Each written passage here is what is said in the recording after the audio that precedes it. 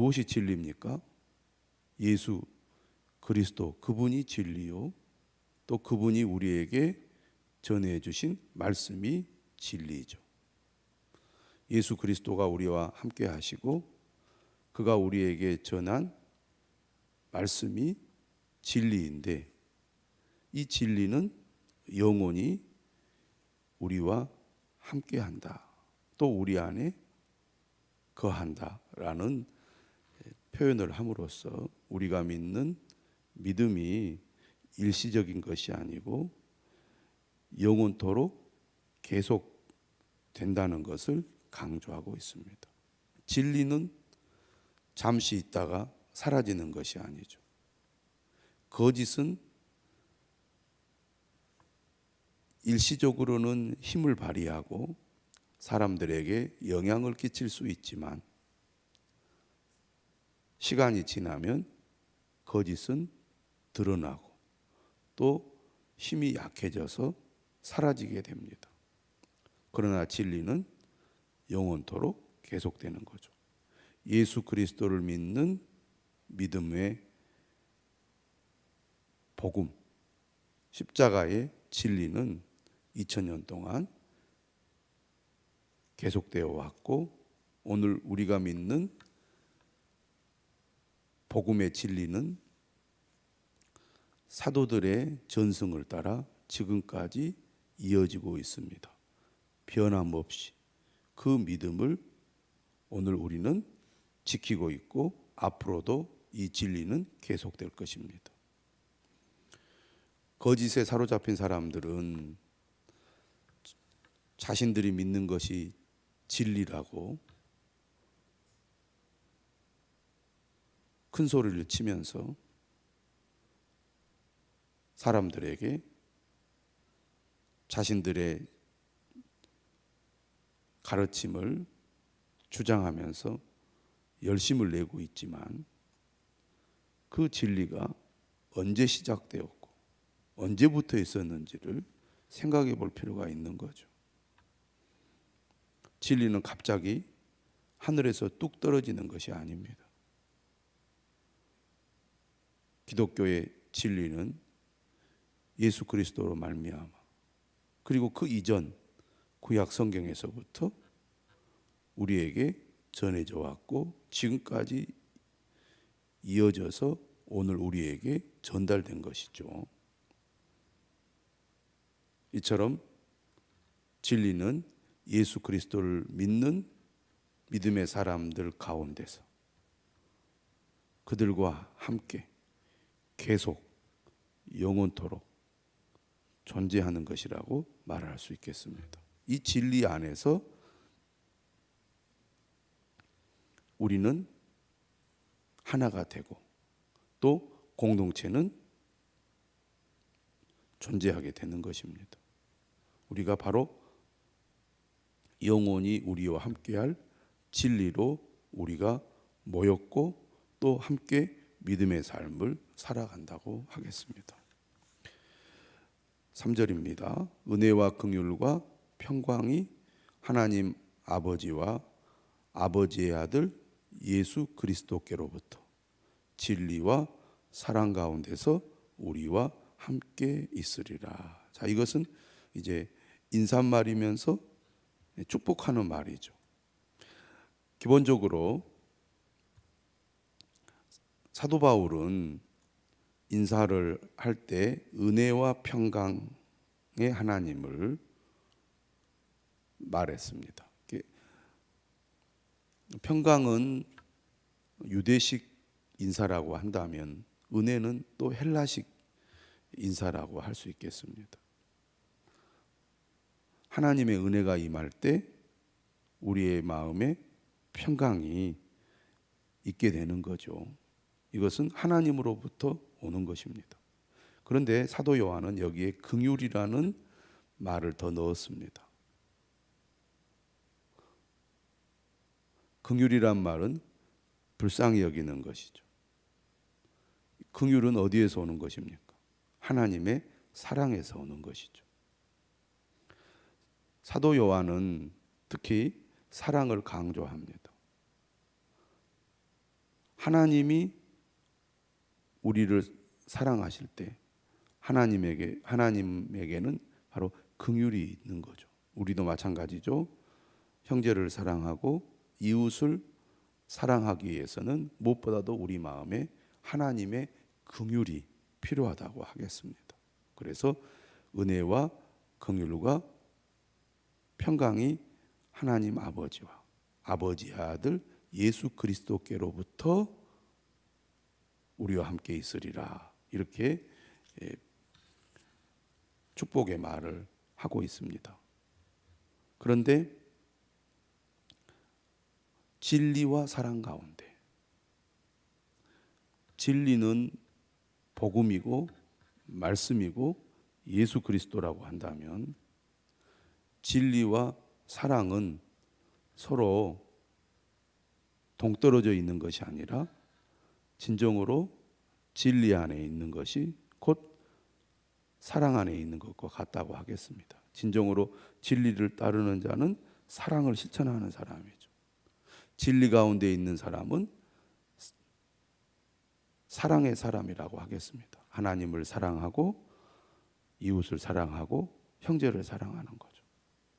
그래서 이 인사말 속에 사도 요한의 어떤 신앙이 그리고 그의 어떤 사상이 드러나 있다고 볼 수가 있겠습니다. 은혜와 긍휼과 평강이 하나님 아버지와 아버지의 아들 예수 그리스도께로부터 진리와 사랑 가운데서 우리와 함께 있으리라. 진리와 사랑은 마치 두 기둥과 같습니다. 서로 공존하는 것이라고 할 수가 있겠죠. 4절입니다.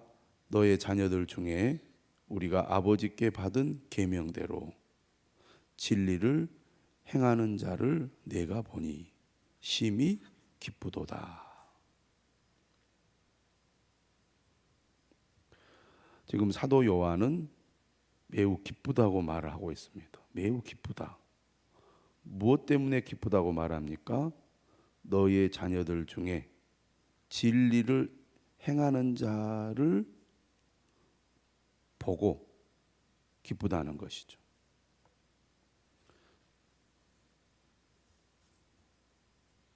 어떤 진리입니까? 우리가 아버지께 받은 계명대로 진리를 행하는 자, 그를 보고 기쁘다는 얘기입니다. 목회를 하면서 성도들이 믿음이 성장하고 하나님의 말씀을 따라 열심히 살아가는 모습을 볼 때 가장 행복하고 기쁩니다. 사도 요한도 아마 그랬을 것입니다. 믿음이 없던 사람이 말씀을 듣고 그 안에 믿음의 싹이 생겨서 믿음이 쑥쑥 자라는 것을 볼 때 목회자로서 얼마나 보람 있고 흐뭇한지 말로 할 수가 없습니다. 그런데 정말 그 말씀을 따라서 어떤 어려움 속에서도 믿음으로 실천하는 삶을 살아가는 것을 보면 정말 기쁩니다. 주님의 마음이라고 생각이 됩니다.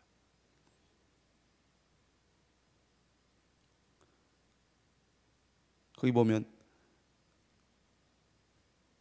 계명대로 진리를 행하는 자. 다시 말하면 하나님의 말씀에 순종하는 사람을 가리키는 거죠. 우리가 아버지께 받은 계명, 이것도 매우 중요한 표현이라고 하겠습니다. 여기서 아버지는 하나님 아버지죠.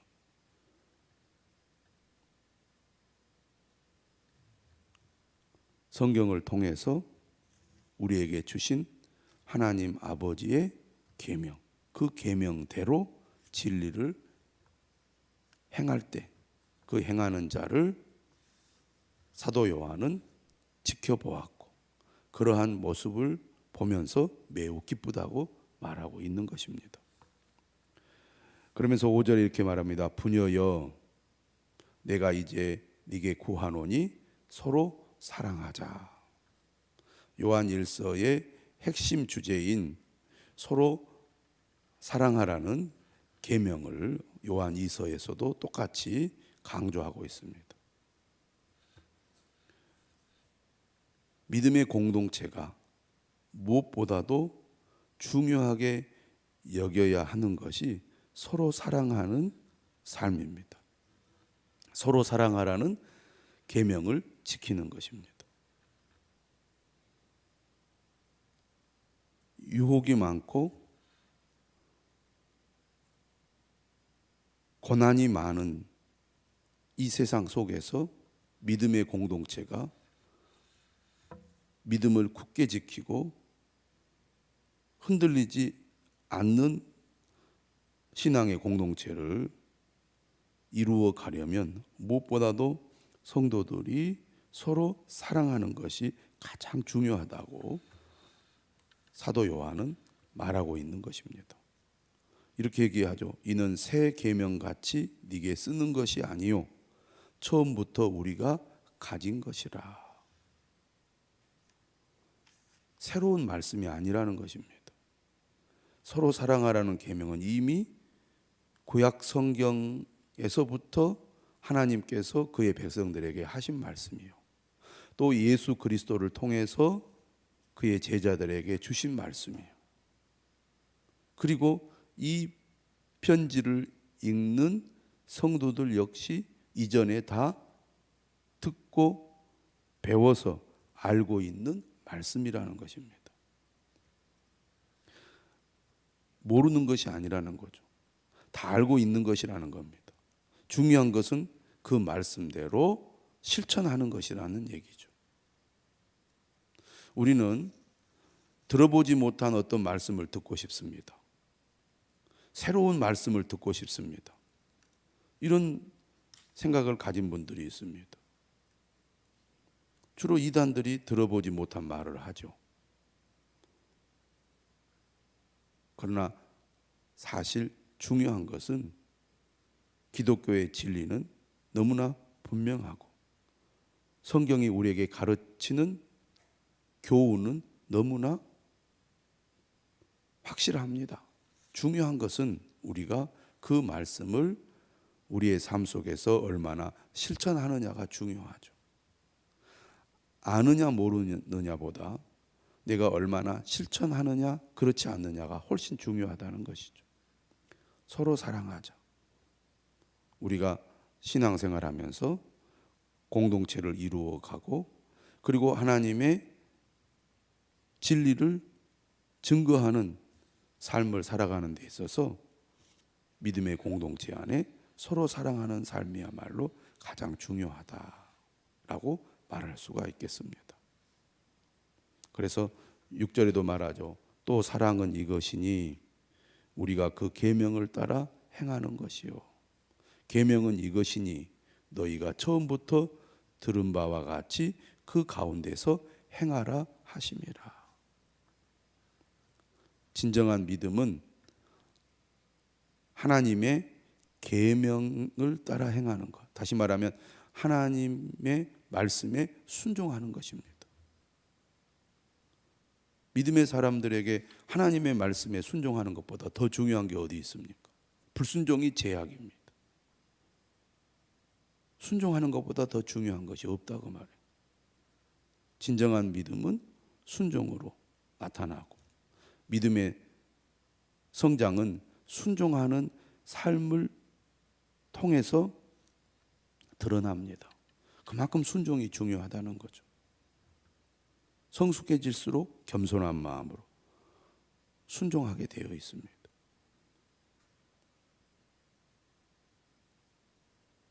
반항하고 거역하고 거만하게 자기 고집대로 행동한다는 것은 그만큼 아직 미숙하다는 것이고 신앙이 어리다는 얘기죠. 내가 죽고 내 고집과 내 생각이 죽어야 되는데 여전히 살아있기 때문에 열심은 있는데 자기 성질대로 하고 마음에 들지 않으면 거역하고 불순종하는 그런 행동을 하는 겁니다. 마치 나는 잘하는 것처럼 생각하지만 모두가 볼 때 그 사람은 아직 저 사람은 정말 하나님의 은혜가 온전히 임하지 못했구나 라고 생각하게 만드는 것이죠. 순종이 중요하다는 겁니다. 순종하는 사람이 되어야 합니다. 그 마음의 동기에서부터 겸손한 마음으로 주님이 우리에게 명령하신 것을 온전히 순종하는 주님의 종이 되어야 한다는 것입니다. 그래서 직분자들은 교회가 우리에게 준 사명과 직분을 하나님이 주셨다는 믿음을 가지고 겸손한 마음으로 순종하는 사람이죠. 내 마음대로 내 뜻대로 막 하면 안 된다 그 말입니다.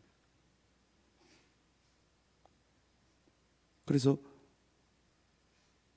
순종하는 사람은 교회 공동체 전체를 생각하고 교회의 가르침과 영적인 지도를 잘 받아들이는 사람입니다.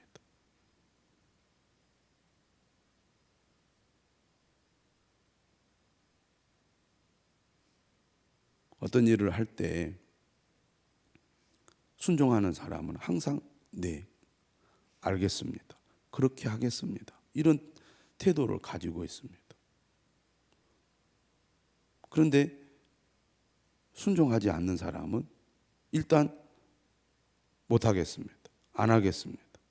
이런 생각을 가지고 있기 때문에 공동체 안에서 어떤 일을 하려고 할 때 망설이게 되죠. 집사님,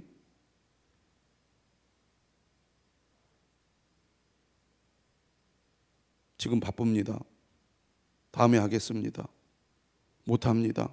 늘 이게 입에서 나오기 때문에 어떤 요청을 하거나 어떤 일을 맡기기가 어려운 거죠.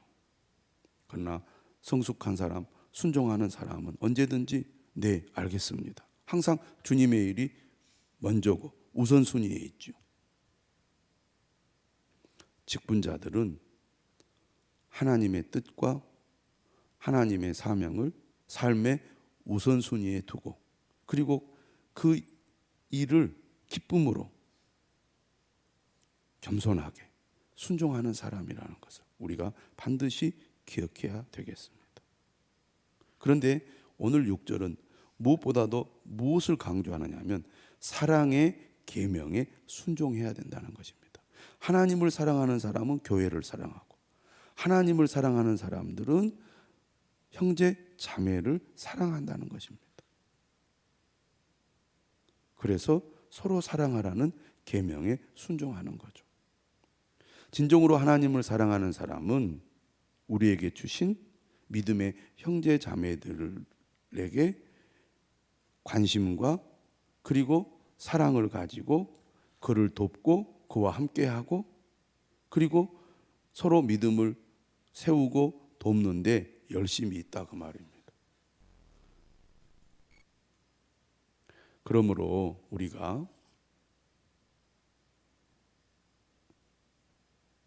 주님을 섬길 때 일만 잘하는 것이 아니라 형제 자매와 함께 맡겨진 일들을 감당하면서 서로 격려하고 서로 위로하고 서로 세워주고 서로 돕는 그런 관계를 맺는 신앙생활을 할 수 있도록 우리가 노력해야 된다는 것입니다. 다시 말하면 나로 인하여 내 곁에 있는 믿음의 형제 자매들이 신앙이 성장하고 또 위로를 받고 힘을 얻어서 내가 더 열심히 하나님을 잘 섬겨야지, 세상으로 나아가지 말아야지, 힘들다고 낙심하지 말아야지, 그런 마음이 들도록 돕는 사람이 되어야 한다는 것입니다. 사람을 살피고 사람을 돕는 사역이 진짜 우리에게 꼭 필요한 사랑입니다. 그래서 오늘 본문도 내가 이제 네게 구하노니 서로 사랑하자. 그리고 이러한 사랑을 실천하는 것이 곧 하나님의 계명을 따라 행하는 것이다 라고 말씀하고 있습니다. 그만큼 중요한 말씀이고 또 어떻게 보면 어려운 말씀이기도 합니다. 그래서 우리가 하나님의 은혜와 긍휼과 평강이 늘 우리 가운데 있어야 되겠죠. 오늘도 우리가 간절한 마음으로 기도할 때 우리 안에 서로 사랑하는 마음이 더 커져갈 수 있도록, 서로 사랑하라는 주님의 말씀에 순종할 수 있도록 기도하시는 여러분들이 되시기를 주님의 이름으로 축원합니다.